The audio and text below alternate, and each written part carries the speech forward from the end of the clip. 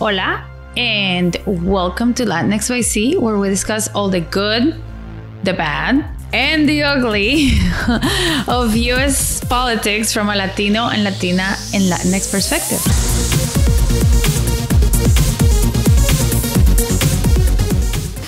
Excited to be here with you again. Yes, me too. So everyone, my name is Clemencia Herrera, and I am the founder of Moira Studio, a cross-cultural advertising agency that works with progressive political campaigns, organizations, and advocacy initiatives to engage with Latino audiences exactly how they deserve, which is in an authentic and caring way. Excellent job. And I'm Cecilia del Cid, an environmental and social justice practitioner, Latin American, an immigrant from Guatemala, community weaver, also working in media. Yes.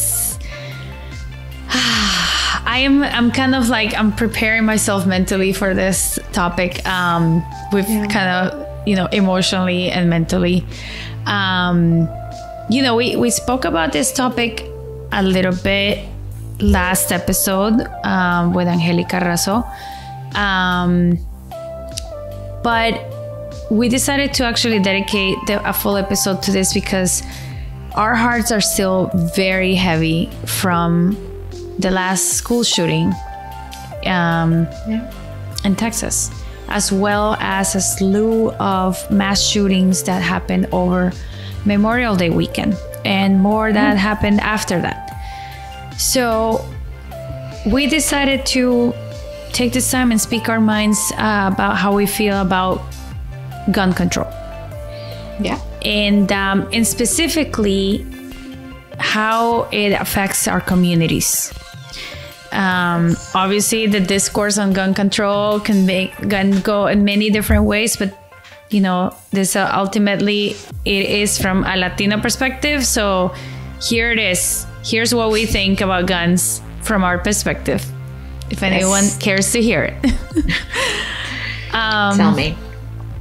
So before we dive into our thoughts, I wanted to sort of talk about some facts that I pulled over when we were doing research for this podcast.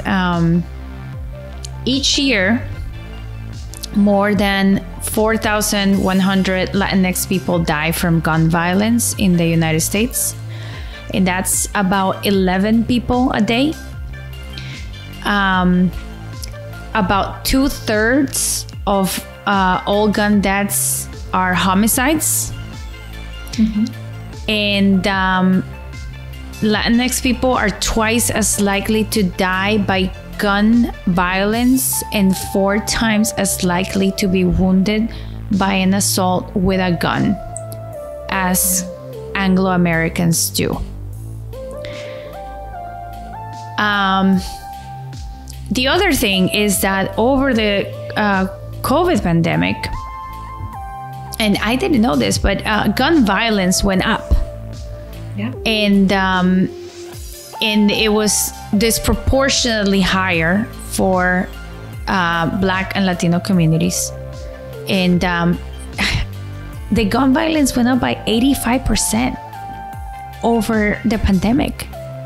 That's astounding. I don't even know what to say about that. Well, in a selected amount of cities, right? Not in the whole country. Well, it was the study was done among 9 different cities.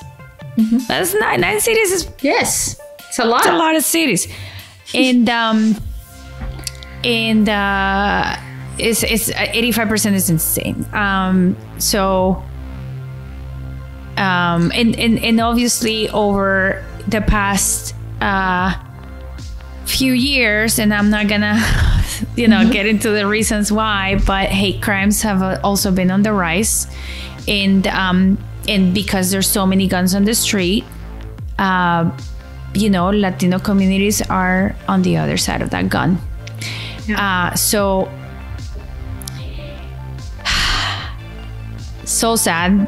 And it not only sad, I don't know how you feel, Ceci, but I feel angry and in that, and I feel angry about the blinders that some people in our system have towards this. And so let's talk about this. I think thank you for sharing those numbers. I think they're really sovereign. I think before we decided to have this conversation, and hadn't really, even though I spent a lot of time thinking about how systems impact our community in general, I hadn't really thought about that disproportional, how we're overburdened with the consequences of this violence. I'm not surprised. I mean, why would we surprise? We are overburdened with environmental justice. We are overburdened with health issues. We are Latinos and communities of color, Black communities, disproportionately bear, poverty, many other disadvantages, right? So I don't know why. I mean, it speaks a little bit of my privilege. I want to own it, to say, how is that affecting my community? So to look at that data and say, there was an increase, and from that increase, 85% happened in my community, is sobering, because that means that the children of my communities go to school and face violence or potential gun violence. Las tías, los tíos, las abuelitas, our friends, we ourselves, when we are in our communities, in neighborhoods who tend to congregate or segregate, that are segregated by race, it's easy to we find ourselves every day facing that. And I think you mentioned anger. I feel a little numb. I think personally feel a little exhausted, because I think as I said, I'm Guatemalan, and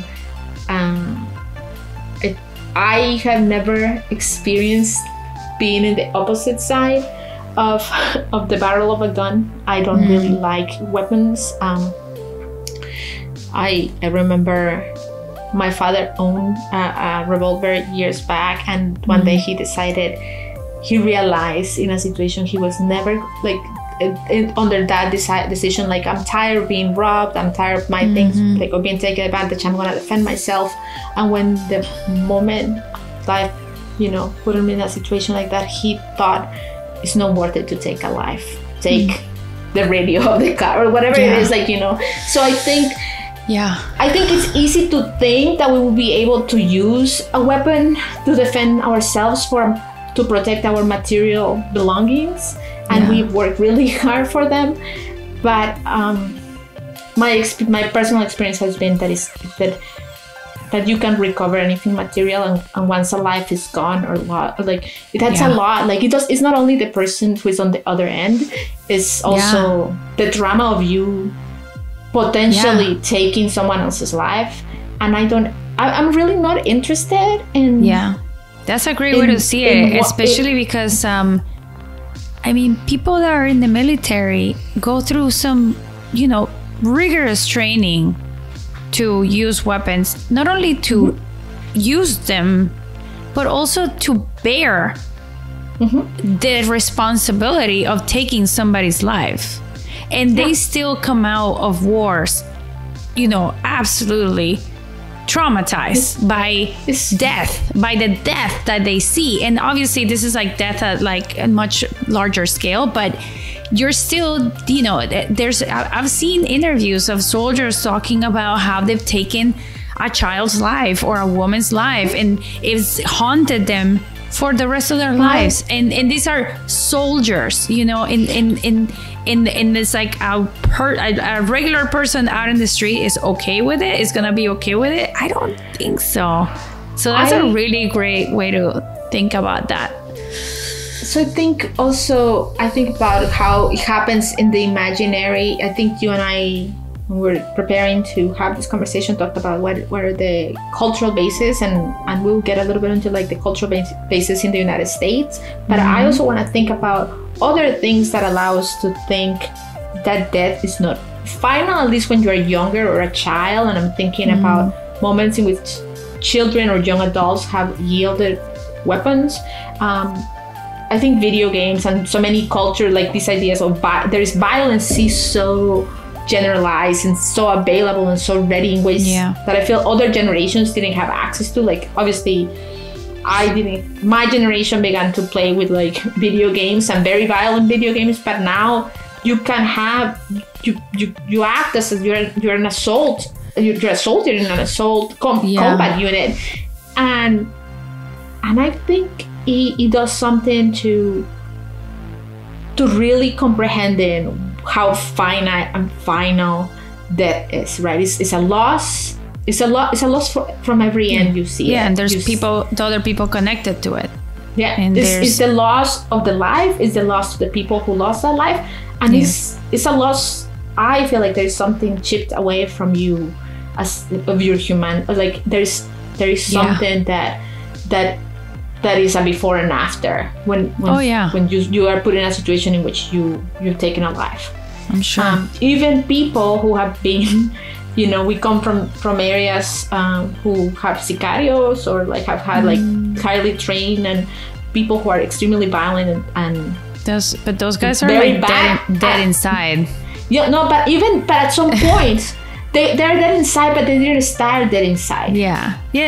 They've grown to that, but like that begins with that violence, right? Systemic violence in which you're exposed, and you begin to take life, and at some point you become numb, like you said. You're numb. You become numb. Yeah. So I think I think we've seen so many. Like you started also saying that there was some, other shootings over Memorial Day weekend. And I'm like, what happened? When did this happen? And there was 17 mass shootings since Uvalde, and Uvalde was May 24. And that means that there was 13 people who were dead and 70 that were wounded.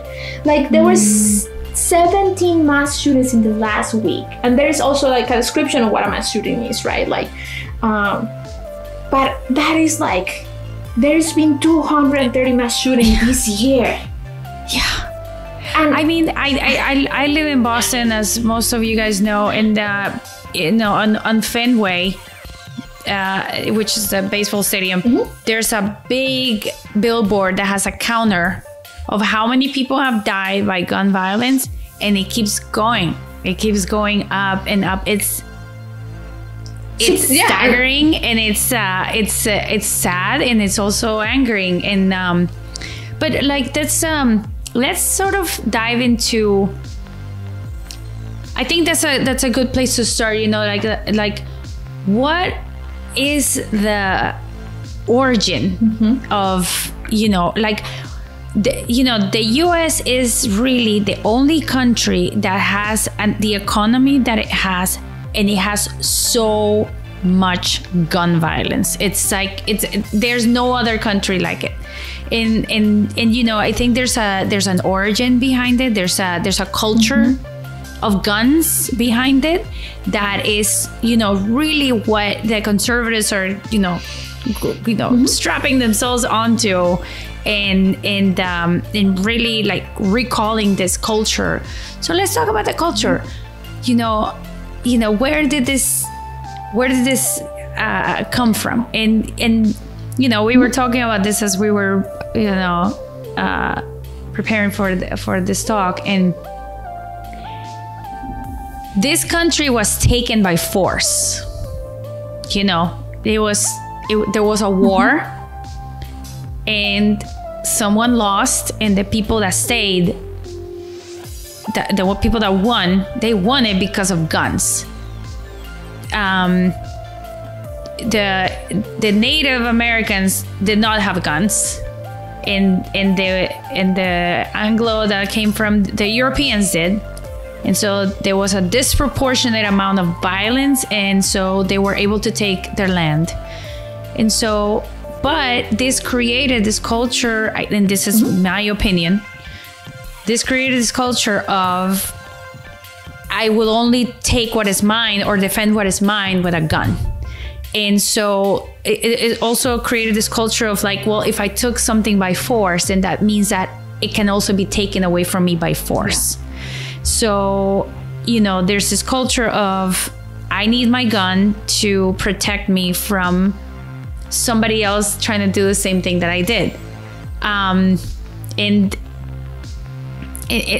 so this, even though it happened, you know, 400 years ago, there's still this culture of, you know, standing my ground, defending what is mine, and all of that. That's my theory.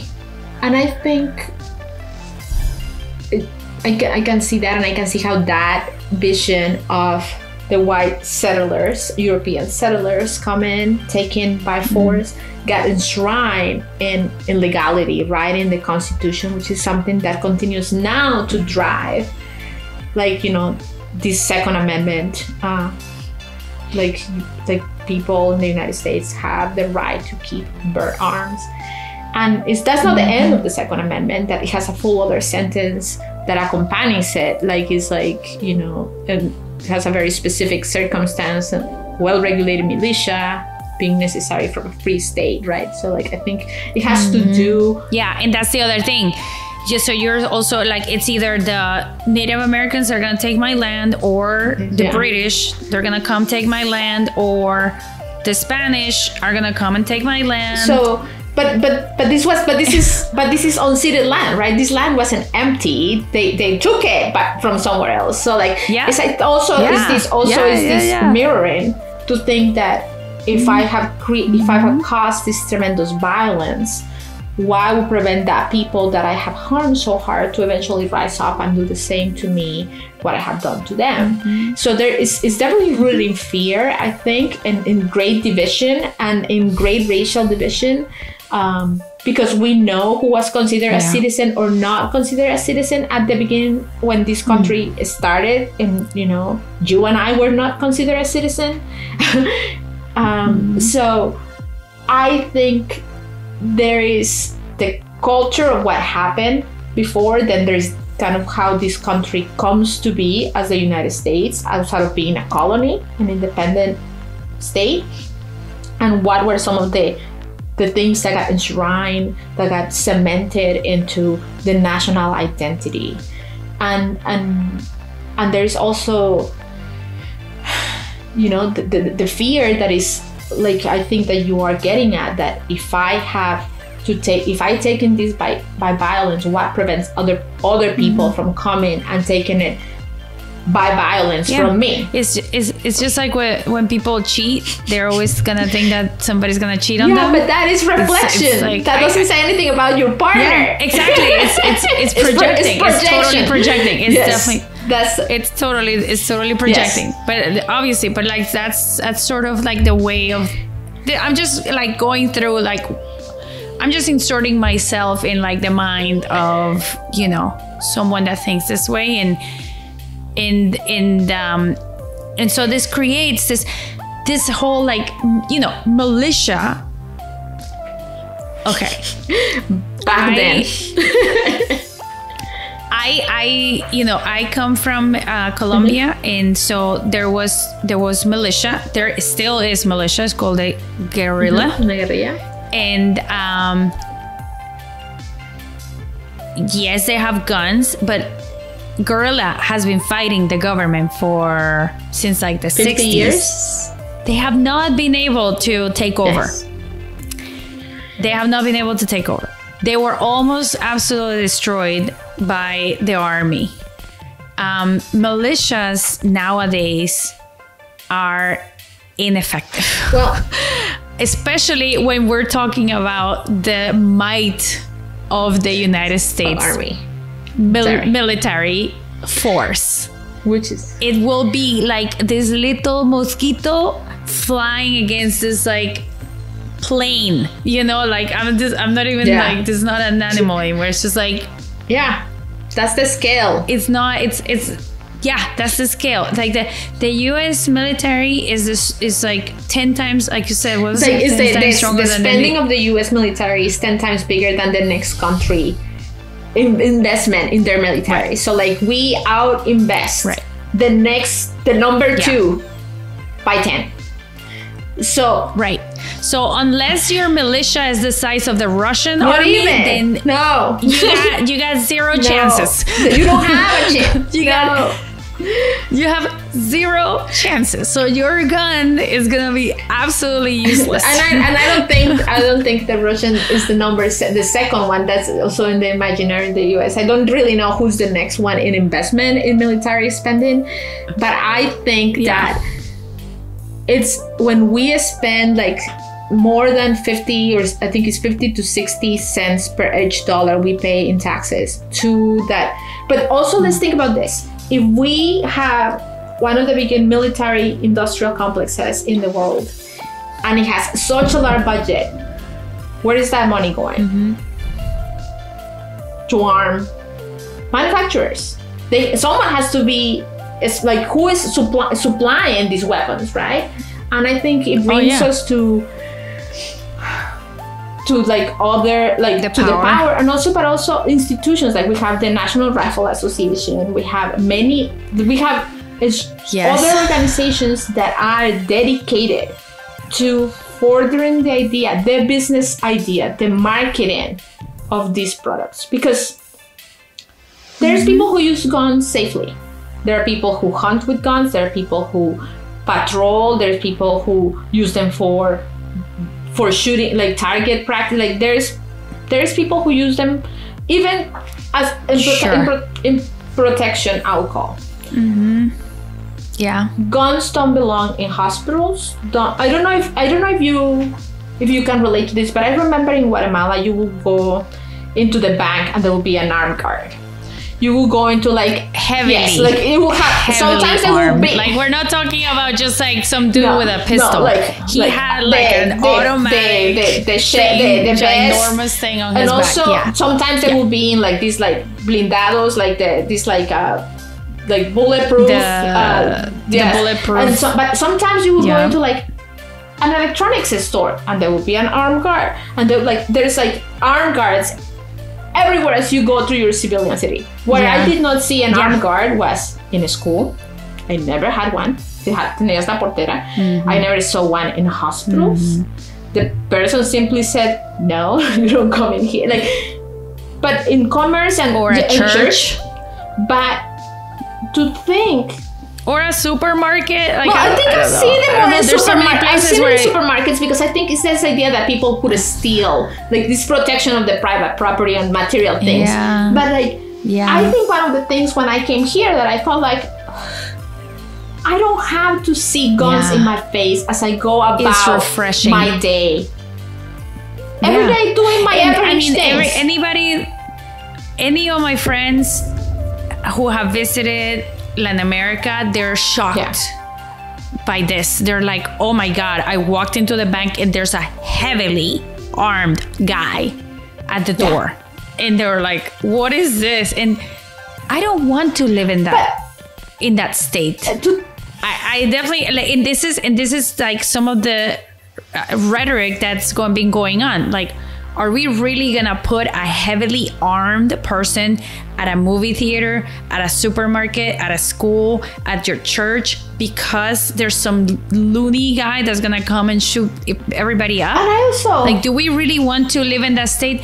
I thought that we came from a developing country where that stuff is happening, and this now, this is like the stuff that they're trying to sell here, which is, I don't know. I feel like this is going backwards. This is not going forward. This is going backwards. And I do think, like, you're saying, if the person who is coming to doing these things is in a mental breakdown state, then the laws and regulations should prevent people who are in that state from having access to guns. Not just because they're a danger to others, because they're a danger to themselves. And most of the people that are dying of gun injuries or by gun are white males. Actually, that's the high, turning the gun on themselves by suicide. So if the issue is mental health, but we have to recognize that many of these practices are the answer is not a gun. No, this is comprehensive mental health. But then we also have to think about what about the time when when the people who ghost are doing it intentionally because they hate a population. Before Uvalde happened, we had an incident in Buffalo that was clearly linked to white supremacy. So that is not a mental health issue. I mean, I would argue that there is mental discapacities and that there is some, but like there is other things there. But like then there is regulation that should be put in place that people with convictions by certain crimes, hate crimes, domestic violence crimes, should not be allowed to own a gun. And I think that those are the things that we're asking for. We're asking for logical yeah. Well, safeguards. You know who they did that to? You know who they did that to?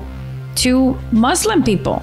After 9/11, there were a bunch of people calling FBI and police and stuff like that, thinking that people are radicalized.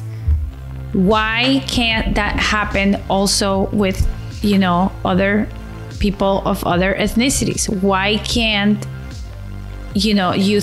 why can't other people be radicalized as much? Yeah. And I think that, the kid from Buffalo, he was definitely radicalized. Yes. And nobody thought that this was a red flag. Like, I don't know. I feel like it's too lopsided. Like, the radicalization it should be evident to a lot of people from all different places. And it's not just like, it's not just the Muslims that are being radicalized. There's a bunch of people being radicalized in different ways. And it should be okay to report those people and just say, hey, I feel like this guy is actually like crossing a line here. And I'm concerned. And this is one of the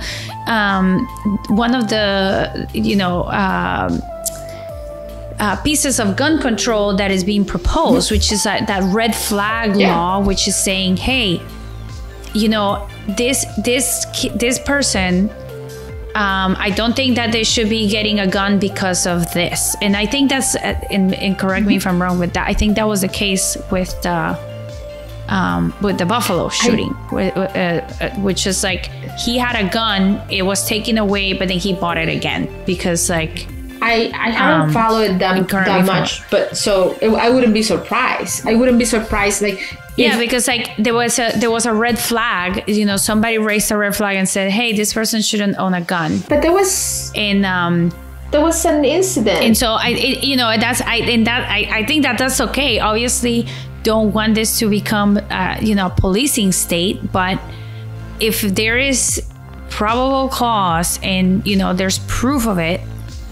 There should be, if somebody raises a red flag, hey, I think that this person is not okay to own a gun, I think this should be heard. Yeah. And I think there should be a law around that. But once again, and then the biggest issue is like if people raise a red flag and it's not in a database, which is what happened, when they went to buy the second gun, that didn't come up. That didn't, like, there was no alarm that went up and said, hey, you know what? You're banned from owning guns until, I don't know, until you do something. Yeah. Just like you can't drive your car after, getting a speeding ticket until you go to the little school and you get your points down or whatever.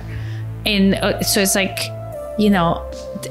why can't owning guns be equivalent to having a driver's license or any kind of other license?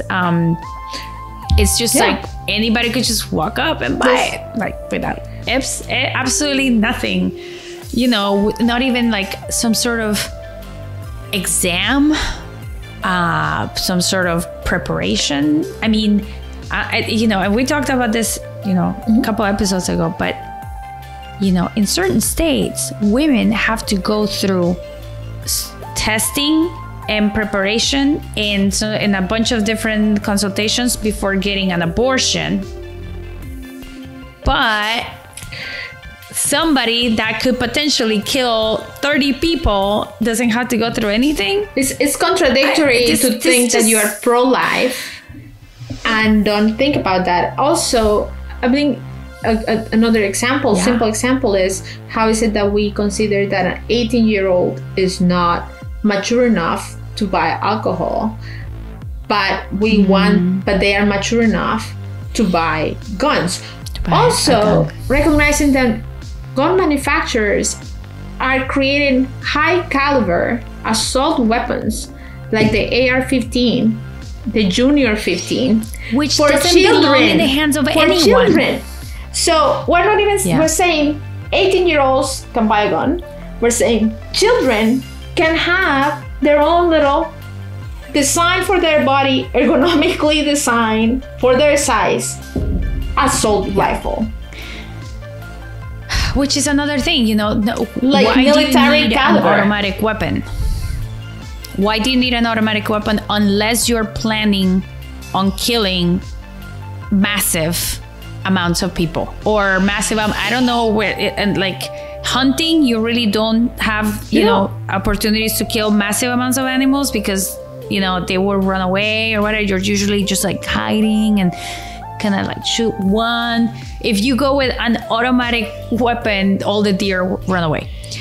So I don't buy this whole assault weapon for any other reason than to, you know, show who's like the powerful one, like to show force and to like intimidate people, or to actually do some real damage that you could go to jail for. Maybe not. So I think bringing it back to... That's why I said could. That's why I say could. Because I think one other thing that, you know, you keep also grounding me on is like, when we think about how this affects our communities, my community, your community, segregation is real. It breeds distrust and fear. And I think there is also this idea that we have like good abiding citizens have to you know, protect themselves, and at the same time it's like, is it really dangerous, or is it an imaginary danger that has been created by rhetoric, by stories?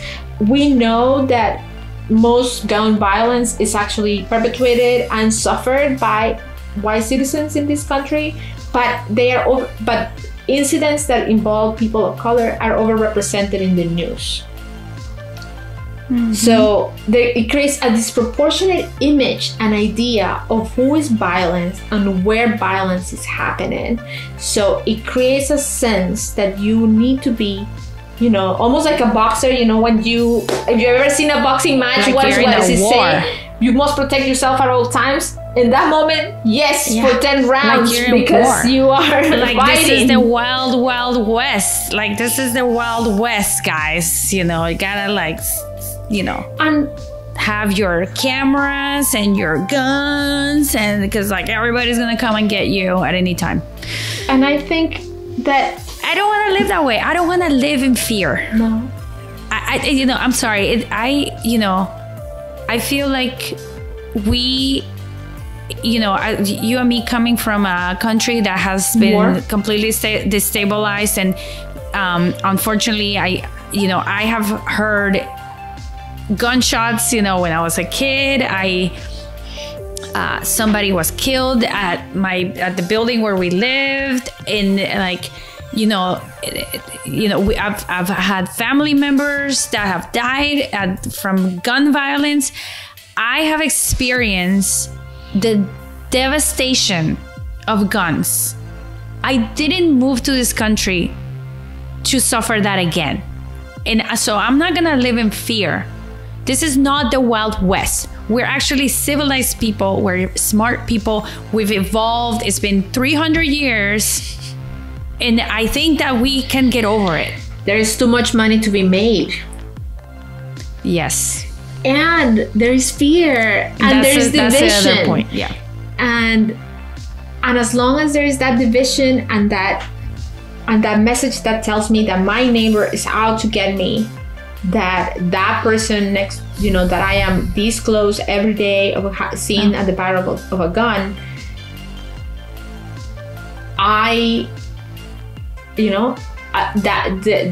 it's like the alert, like the high alert, I remember like back in the Bush years, I was like, oh my God, the alert was like red or orange or whatever. If we maintain ourselves at this level of high alert, obviously everybody's gonna go out and buy guns because... But guns will not make you safer. It's been proven that for communities to be... What are some of the reasons why, for example, communities who have a lot more resources, like middle-class neighborhoods, tend to be less policed than lower-class neighborhoods? And therefore, there is less arrest, there's less interactions. Also, there is also less reporting. I think also for our communities, it creates distrust. So when we really need to rely on our public servants, the police, where they're, public servants, to like come and provide a service that we think they're gonna come, they've only been trained, they've only been trained for certain things. So I think our communities for a long time have been asking and proposing different solutions. Let's say we need to have funding, like alternative dispatch programs. Not every situation should be approached with like a hammer, right? Or some need a tweezer. There is issues in which we wanna create an environment of safety or like invest in other services so that those risks, that those things that cause high risk begin to be eliminated, so that the police can get to do what they do, which is after crimes have been committed, investigate. Like there is also the idea, there is also this fear when you think about the police's excuse many times when shooting a civilian is, I fear for my life. So they also live in fear, and that is the excuse that we use consistently to say, because I fear for my life, I have the right to take yours. Like this is like a stand your ground almost. And I'm like, that's all. But like what I'm saying is demonstrated that certain populations are more targeted and suffer by being shot in the back. How can you be afraid of someone who's running away from you or turns his back at you? In the data, according to what we just read, the data shows us the opposite. Less Anglo-Americans are dying at the hands of people of color. It's the opposite. People of color are dying. But that's what has happened at the hands of Anglo-Americans. And I think it's or other, like it's disproportionate, and so it's false. Yes. It's a lie. They're lying. It's not true. It's a rhetoric. It's a narrative. It's a story that it's told by social media, by the news, because we have unchecked biases, because this is a story that is being said. Not even French news, average news. Like this is a story that has been repeated for years, right? Like certain characteristics, physical characteristics makes you dangerous. Like there's fear of big black men. Who were the ones who, I think once again you're saying like there is this projecting of like, if the colonizer was the one, or the enslaver was the one doing this harm, what prevents that person now to come and do to me what I did for generations? That I think that is at the root of that is fear. And I think what our communities are asking for is like, let's recognize each other's humanity. Let's look. There is a space for redemption. I'm an abolitionist, and I have to believe that even those people in countries like ours who have been so eviscerated of their humanity have a space for redemption. Not that they should not be held accountable and subjected to justice for the harm they've caused, because when a life is taken, it's final. But I do think that a person, that we as individuals are bigger than our biggest mistakes. So how do we, I think our communities are asking, are clamoring, are begging our politicians to look at us and recognize our humanity and invest in our humanity, instead of telling us that what we need is more guns. I don't want my nephews. Well, but let's like dive into this a little bit. You know, why is it that they're telling us that we need more guns? And you said it. You said there's too much money to be made.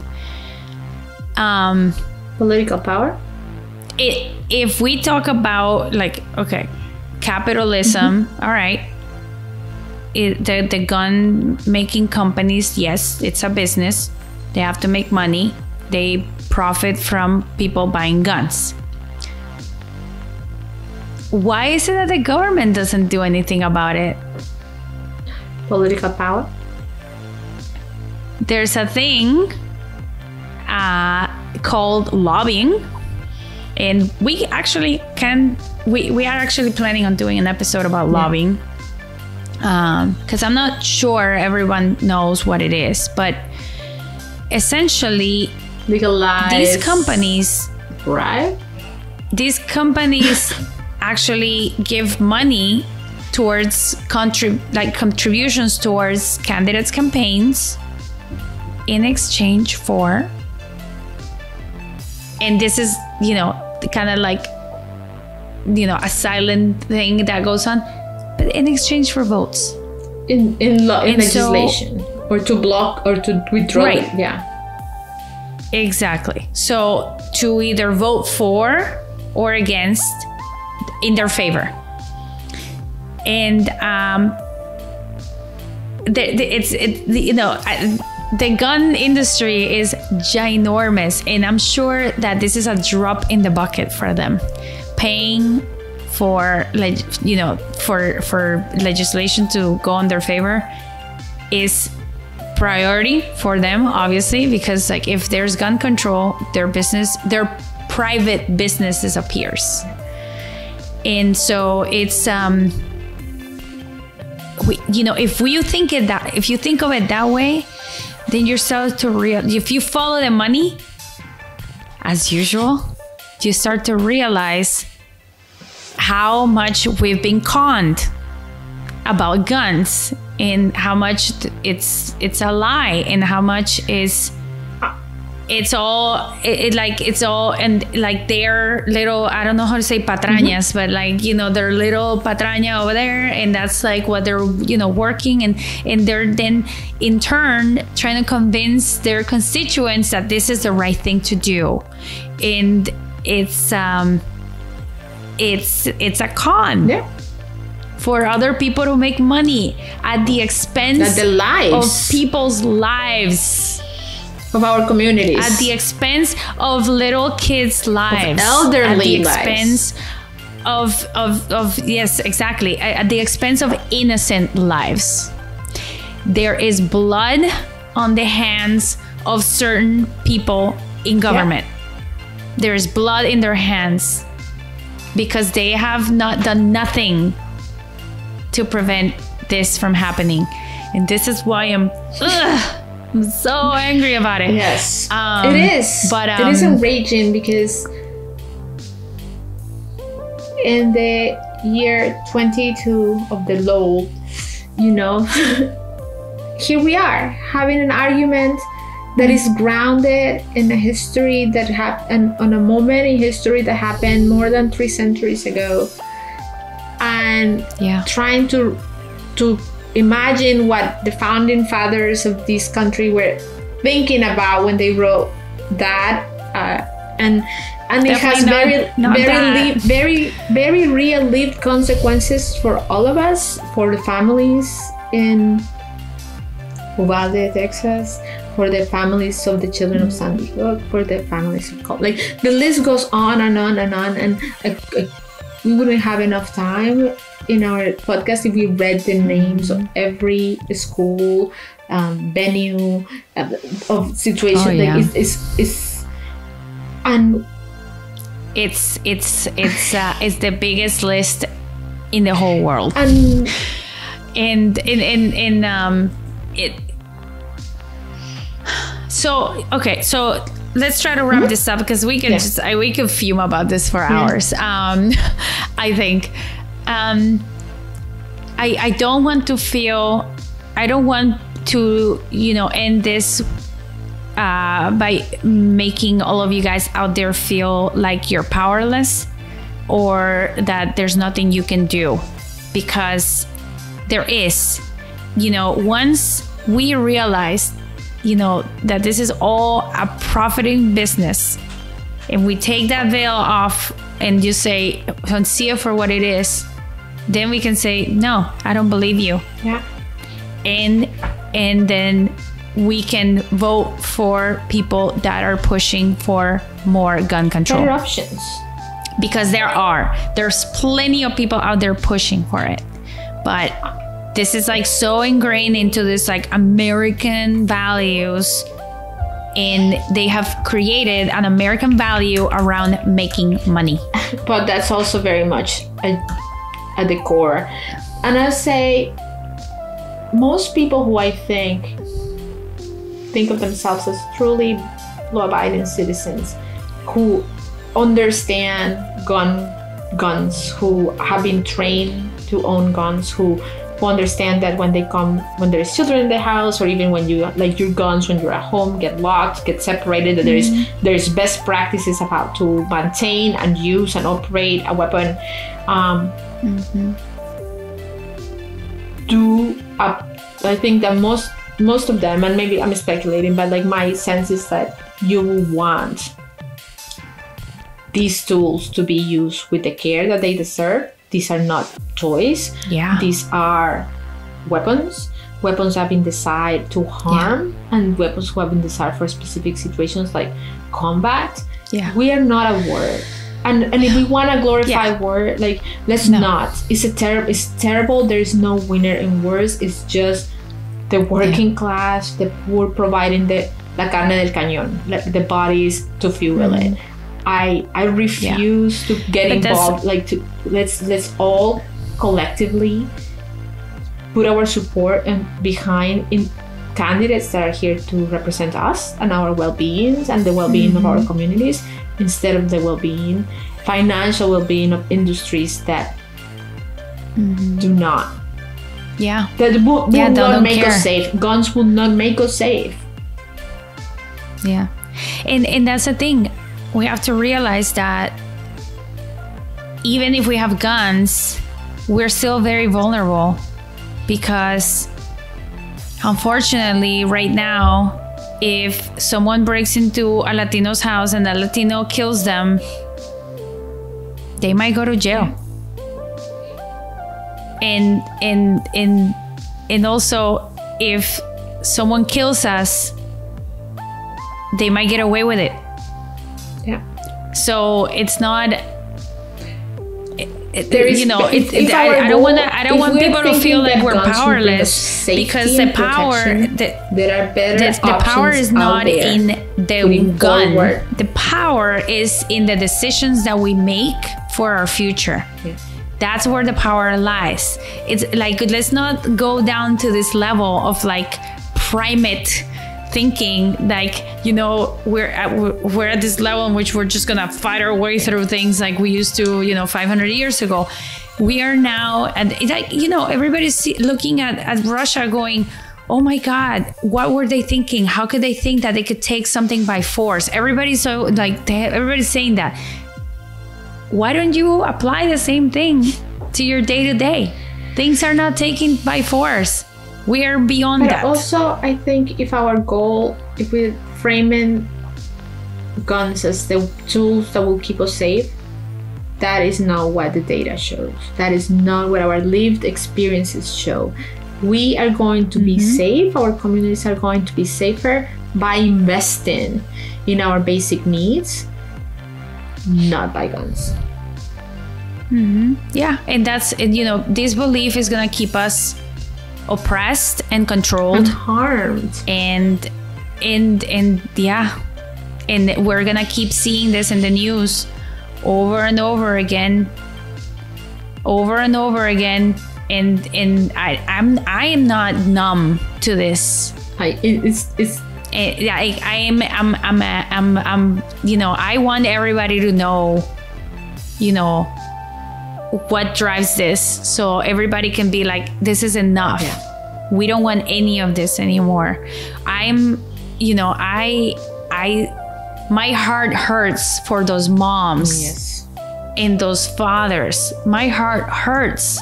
How could you think that I'm sure so many parents out there are thinking, I'm gonna drop off my kid in school and I don't know if I'm gonna see them again. What is that? What kind of country is this?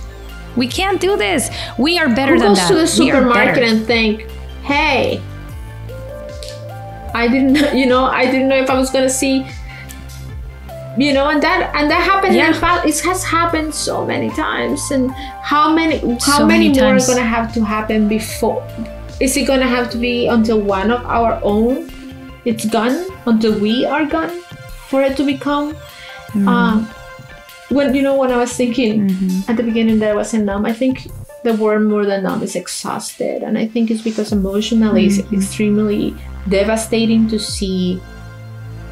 To imagine, to imagine the kind of pain that comes from an experience like that. It's horrible. Thinking that is in a school, right? A school is how can you concentrate on learning, on healing, on anything if what you are is afraid? And we don't need that. And it's not just the kids that are unfortunately dead. It's the kids that saw their other kids, their other friends die in front of them, and it's like those kids are scarred for life. And so it's a snowball of death and suffering and pain that keeps coming back, because then the trauma, the fear, all of this keeps snowballing. This, like, guns are not. They are not going resolution to more guns. Like, no, we're gonna keep perpetuating the pain and the suffering. And as Latinos, I don't know where everybody's ancestry is from, but our countries have a long history of violence. And we did not come here to perpetuate it. We wanted a different life. We wanted something different for our families and for our kids and for ourselves. And if we keep thinking of this way of violence, then we're not rising above. Yes. So, thank you very much for that, Clem. Thank you. As you can see, I get very passionate about this. Thank you guys out there. Let us know what you think. Love to hear what you guys think. Some of your questions. Reach out to us. Yeah. If you guys have questions, comments, please get in touch with us at Latinx Pod. On Instagram, Twitter, TikTok. YouTube. My email is clem@latinxycpod.com. And thank you very much. I hope that everyone out there that has been in a mass shooting can find peace in their souls. And I hope that that on my end, I'm trying to do as much as possible so this doesn't happen again. This episode is one of the things that we're trying to do. Thank you. Thank you all for having this space, and our deepest condolences to those who are in the middle of this. Thanks, everyone. See you next episode.